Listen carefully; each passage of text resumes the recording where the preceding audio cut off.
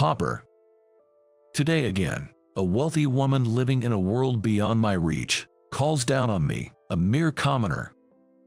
This wasn't the relationship I had hoped for. I was suppressing my true self, dating her for the sake of my parents' company. My soul was wearing thin. My weary back was gently supported by a mentor who had been there for me. As time passed, an invitation to a reunion arrived. My name is Tim, and I'm just an ordinary college student living alone in New York. I have the kind of face people say you'd find at least one of in any family. Not particularly tall, but not short either. And unfortunately, not a particularly bright mind. The exam period is something I'd rather not remember. All-nighters, nodding off, textbooks covered in drool. The so-called best days of youth. My hometown is a peaceful rural area. My dad runs a small factory there. Small as it might be, it's still a business. He has a few employees, and technically, he's the president. Despite the economic downturn, we've thankfully had steady work, built on long-standing trust with our suppliers. Among them, my dad was particularly close with the president of a certain company. They would often go fishing together. Coming home in the morning after night fishing, getting scolded by mom. But this client was a major player, to say the least, a giant in the industry. How such a big fish ended up friends with my small-town dad is beyond me, but they were really close. At that time, I was 19. So was the daughter of the client. That's when our parents got an idea. Why not have them meet, just once? Seems like parents' ideas don't change, no matter the era, and in my vulnerable position, I had no choice but to be dragged to meet this young lady. Her name was Sarah. Later on, I would come to deeply resent this setup by our parents. As I said before, I'm not the sharpest tool in the shed. My major in college is all about gaining the expertise I need to take over the family factory. The professors are strict, and the exams are tough.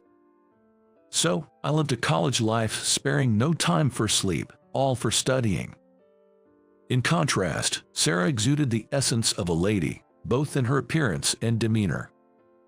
Raised in a family where part-time jobs were unnecessary, she seemed unaware of the value of money, and her spending was quite extravagant.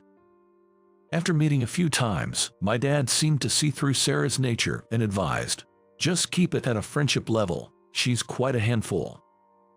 Saying so, he patted me on the shoulder. "I have to clean up the mess you made by setting this up," I thought, feeling a bit irritated. I wasn't keen on any more tense dates with a lady not to my taste, but due to some twist of fate, Sarah took quite a liking to me. And somehow, we ended up at the same university. Yes, I couldn't avoid running into her on campus. If we happened to meet, I couldn't just ignore her, so I had to nod along with whatever she said. Eventually, Sarah's father, brimming with confidence, contacted my dad saying, "I think Sarah and Tim make a great pair, how about they try dating?" Dad said it was okay to refuse, but on the other side was a big shot CEO doting on his daughter. Mixing business with personal matters is risky, and if our biggest client turns away, the factory's management could be in jeopardy. Despite my efforts to study hard for the future and take over the factory, it would all be meaningless if my actions caused it to falter. After much consideration, I reluctantly chose to date Sarah. Though we went on dates every weekend, I was not good at making witty conversation. And with a fixed allowance and little time for part-time jobs due to my heavy study load, I was always short on cash. Though I am the son of a factory president, I'm just the heir to a small-town factory. My view on money is no different from that of an ordinary household. For instance, I could barely afford to treat Sarah to her favorite restaurant for lunch, but dinner was out of the question. The places Sarah wanted to go to for dinner were always extravagantly expensive. She would never nod in agreement to my suggestions of family diners or chain restaurants. So I made it a point to wrap up our dates by early evening, without any fuss. Sarah seemed to be growing increasingly dissatisfied, but I pretended not to notice. And perhaps out of irritation, Sarah began to express her emotions more explosively. "What's with that outfit? You look so poor. Walk farther away from me. It's embarrassing. Hup, a discount coupon. It doesn't even save you $1 and you carry it around. Your stinginess is creepy." She didn't hide her disgust at all. Even if I didn't like the person, being constantly targeted with malice was exhausting. Oh, I have to meet Sarah again next weekend. Just thinking about it was depressing, and gradually I found it hard to concentrate on my studies. The one who noticed my state was Professor Johnson. Professor Johnson noticed how exhausted I was and reached out to hear my story. And as I spoke, my words came flouting out like a broken dam. Professor Johnson listened to the end without interrupting, nodding along. And then he said, "Tim, your life is your own. Your consideration for your parents is commendable, but they surely don't wish for your sacrifice. Even if they do, you should firmly refuse. There's no need to waste your limited time." It felt like a push on my back. I called my dad that day and explained the situation. "I don't want to date Sarah anymore." "Sorry about that. Don't worry about the factory. You can break off the relationship." Hearing Dad's words made me wish I had sought his advice sooner. I apologized, and he replied it wasn't my fault, which greatly relieved me. And then came the weekend. During the date, all I could think about was how to announce our breakup. But the situation resolved itself surprisingly smoothly. Like, "Are you really the president's son? You're too poor. Let's break up." I feel totally deceived. Incredibly, Sarah broke up with me. I struggled to keep a grin off my face and managed to say okay, and Sarah disappeared into the crowd without looking back. I felt a weight lift off my shoulders, and in the best way possible. That night, I slept soundly for the first time in a while. Time flew by from then on. Fortunately, I graduated from university without having to repeat a year.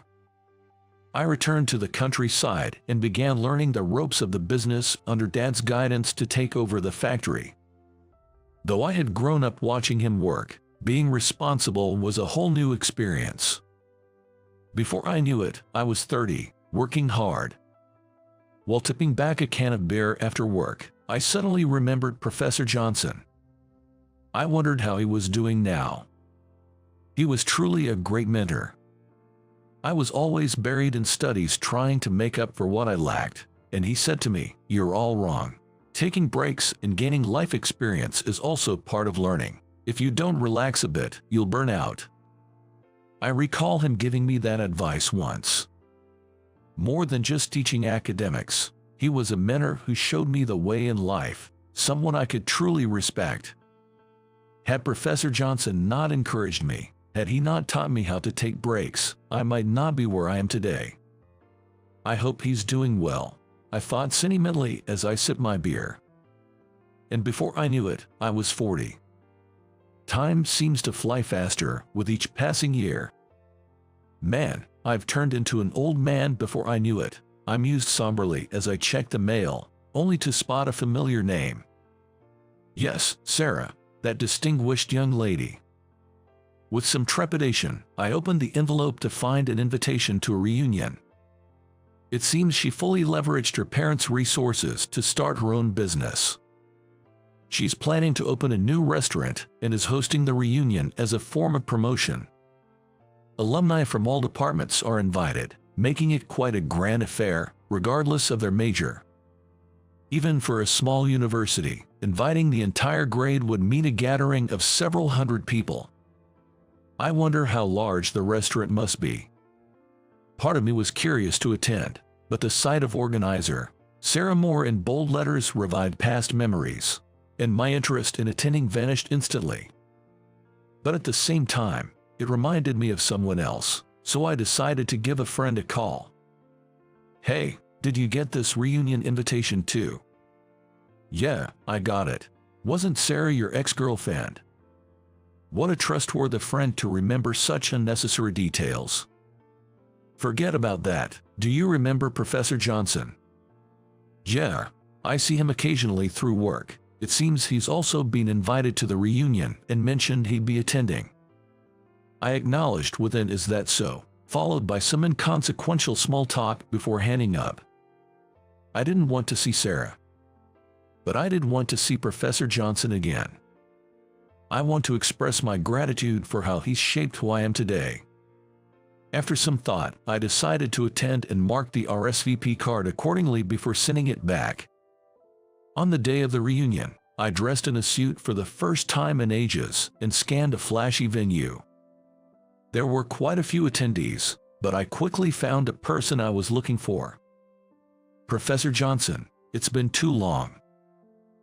Tim, is it? Good to see you're doing well." Professor Johnson called me by my name before I could introduce myself. I was touched that he remembered me. Despite having so much I wanted to say and express, I was just so happy to see him that I almost cried. Professor Johnson had aged considerably, his back slightly bent, leaning on a cane. Yet his character seemed unchanged, still exuding a calm and kind aura. I lowered myself to match his eye level. "Professor Johnson, I'm so glad to see you. Who I am today is all thanks to you.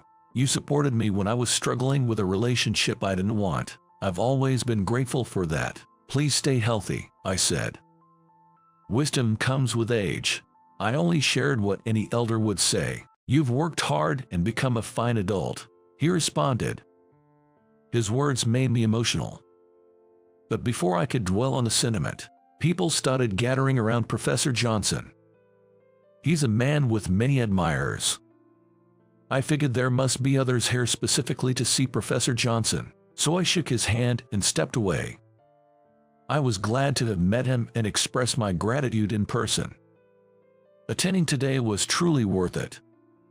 But then, my mood took a sharp downturn. The last person I wanted to see, Sarah, was standing right in front of me. Still dressing as dull as ever. "What, are you carrying around bad luck?" She scrutinized me from head to toe, with the same old taunts as before. "It's my dad's suit. He passed down his favorite one to me. I like it, and it's really none of your business," I replied, trying to keep my tone calm, but such mild sarcasm was lost on Sarah. "A hand-me-down. Can't afford your own suit, or what? Don't tell me. Did you run the factory into the ground?" She sneered with a laugh through her nose. I was being completely mocked. Just as I was starting to get irritated. "Excuse me," a woman in her 20s said, greeting those around as she entered the venue. Approaching me, she mentioned, "It's about time to." Sarah, seeing this, frowned in confusion. "What, are you his girlfriend? Better give up on this old guy. He's too poor to even buy a suit." "Poor? Are you referring to President Upton here?" The woman tilting her head at Sarah's words was my subordinate. Hearing the word, "President," Sarah's face momentarily contorted. Despite this, confident of her superiority, Sarah's barrage didn't cease. "So you did inherit that rundown town factory, but you're probably only making a middle-class salary, aren't you? Can't even afford a new suit." Sarah's attitude, always bold when belittling others. It hadn't changed at all over the years. Realizing President Moore was not just a doting parent but rather foolish, I sighed, considering any further interaction a waste of time, and was about to walk away when… Seems like there's a bit of a misunderstanding here. Our President Upton being called poor. His personal assets have reached $5 billion.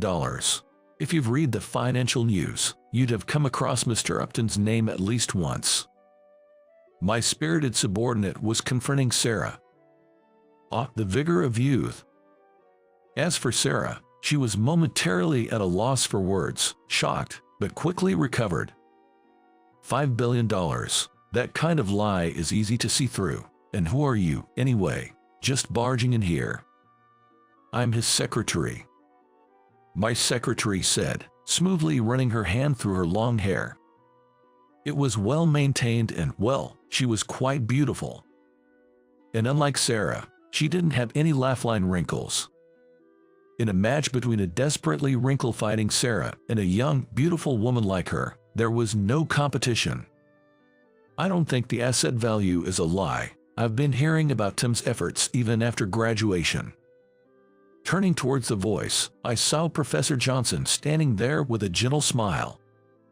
Perhaps it's best if I, a neutral party, explain the situation, he said, then proceeded to clarify the commotion to the onlookers.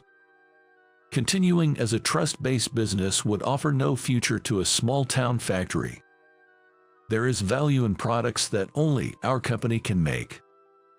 That was what I believed as I devoted myself to product development. I strived to expand our market not only domestically but also internationally. Even when we started seeing some success, I didn't rest on the laurels of being the president's son but worked even harder, eventually creating hit products. Repeating this process over and over led to our growth into a globally recognized company. You really did work hard. As your former teacher, I'm quite proud of you, he said with a smile directed at me. Oh, and I'm not Mr. Upton's girlfriend. He actually has a fiancé who's currently abroad, right, Mr. Upton? I gave a wry smile in response to my secretary's comment. In truth, I've moved my base of life overseas. That's where I met my fiancé, and we're living together now.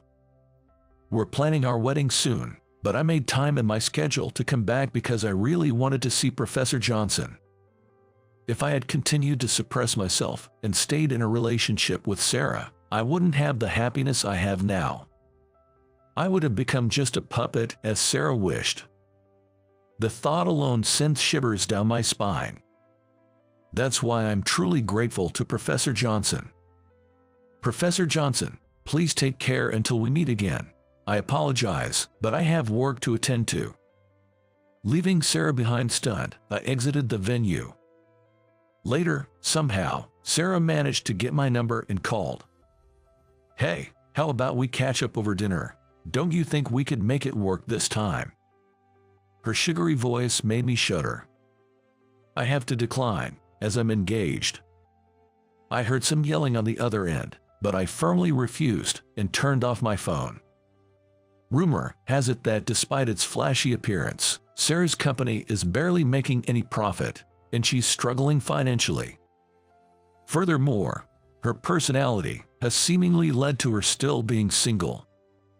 It's said that she goes through breakups just as quickly as she starts relationships. Even her once doting father has cut off support in disillusionment. Sarah had been accumulating debts under his name without his knowledge. Enraged, her father disowned her, leaving her completely isolated. It seems only a matter of time before her current company collapses. Tim, who was that on the phone? Oh, it's nothing important, I replied with a smile, turning to my fiancée. She's someone precious who silently supported me even when the company was unstable. It took a while before things stabilized, but I was finally able to propose. They often say the worth of a person isn't measured by money, and my life is a testament to that. Moving forward, I plan to carefully discern who truly connects with me as a person and cherish those individuals. Starting with the beloved woman right in front of me.